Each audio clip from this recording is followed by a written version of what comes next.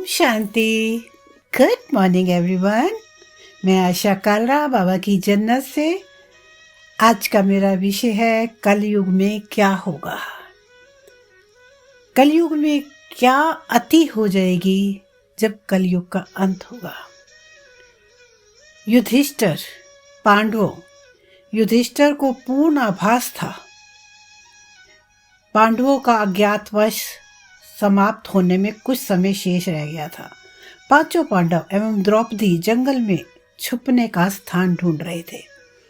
उधर शनिदेव की आकाश मंडल से पांडवों पर नजर पड़ी। शनिदेव के मन में विचार आया कि इन 5 में बुद्धिमान कौन है, परीक्षा ली जाए। शनिदेव ने एक माया का महल बनाया। कई योजन दूरी में उस महल के 4 कोने थे, पूर्व, पश्चिम, उत्तर, दक्षिण। अचानक भीम की नजर महल पर पड़ी और वो आकर्षित हो गया। भीम युधिष्ठिर से बोला, भैया मुझे महल देखना है। भाई ने कहा, जाओ। भीम महल के द्वार पर पहुंचा। वहां शनिदेव दरबान के रूप में खड़े थे। भीम बोला, मुझे महल देखना है। शनिदेव ने कहा, महल की कुछ शर्तें हैं। पहली शर्त, महल में 4 कोने हैं, आप एक ही कोना देख सकते हैं। दूसरी शर्त, महल में जो देखोगे उसकी सार सहित व्याख्या करोगे। तीसरी शर्त, अगर व्याख्या नहीं कर सके तो कैद कर लिए जाओगे। भीम ने कहा, मैं स्वीकार करता हूं, ऐसा ही होगा। और वह महल के पूर्व छोर की ओर गया। वहां जाकर उसने अद्भुत पशु, पक्षी और फूलों एवं फलों से लदे वृक्षों का नजारा देखा। आगे जाकर देखता है कि 3 कुएं हैं, अगल बगल में छोटे कुएं और बीच में एक बड़ा कुआं।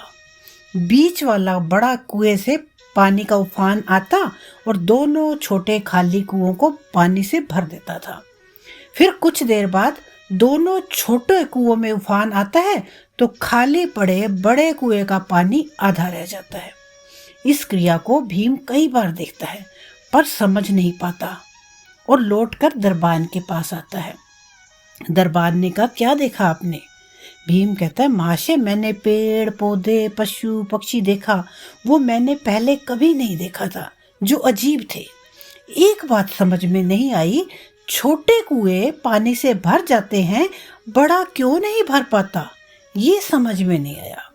दरबान बोला, आप शर्त के अनुसार बंदी हो गए हैं और उन्हें बंदी घर में बैठा दिया। थोड़ी देर में अर्जुन वहां आता है और वो भी कहता है कि मुझे महल देखना है। दरबान ने फिर वही 3 शर्तें बता दी। अर्जुन पश्चिम दिशा को चुनता है और उसी तरफ चल देता है। आगे जाकर अर्जुन क्या देखता है, एक खेत में 2 फसल उग रही थी। एक तरफ बाजरे की फसल, दूसरी तरफ मक्का की फसल। बाजरे के पौधे से मक्का निकल रही थी तथा मक्का के पौधे से बाजरी निकल रही थी। अजीब लगा, कुछ समझ नहीं आया। वापिस द्वार पर आ गया। दरबान ने पूछा, क्या देखा? अर्जुन बोला, माशे सब कुछ देखा पर बाजरा और मक्का की बात समझ में नहीं आई। शनिदेव ने कहा, शर्त के अनुसार अब आप बंदी हैं। इसी तरह से नकुल भी वहां पर आया और नकुल ने भी सेम बात दरबान से कही और दरबान को कहा कि मुझे महल देखना है और वह उत्तर दिशा की ओर गया। वहां उसने देखा कि बहुत सारी सफेद गायें जब उनको भूख लगती है तो अपनी छोटी छोटी बच्चियों का दूध पीती हैं। उसे कुछ समझ नहीं आया और फिर वो द्वार पर लौट आया। शनिदेव ने पूछा, क्या देखा? नकुल बोला, महाशय गायें बच्चियों का दूध पीती हैं, यह समझ नहीं आया। तब उसे भी बंदी बना लिया। अब सहदेव आते हैं, मुझे महल देखना है और वह दक्षिण की ओर गए।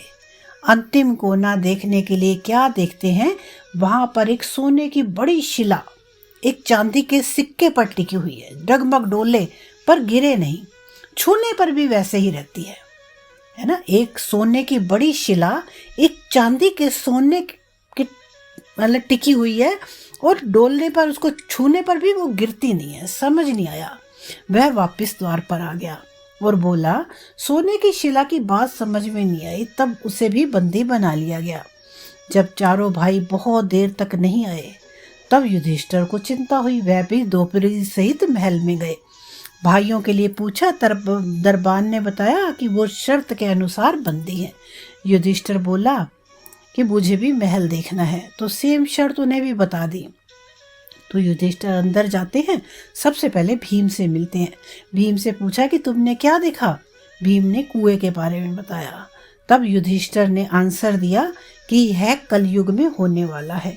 एक बाप 2 बेटों का पेट तो भर देगा, परंतु 2 बेटे मिलकर एक बाप का पेट नहीं भर पाएंगे। भीम को छोड़ दिया गया। अर्जुन से पूछा कि तुमने क्या देखा। उसने फसल के बारे में बताया। युधिष्ठिर ने कहा, यह भी कलयुग में होने वाला है।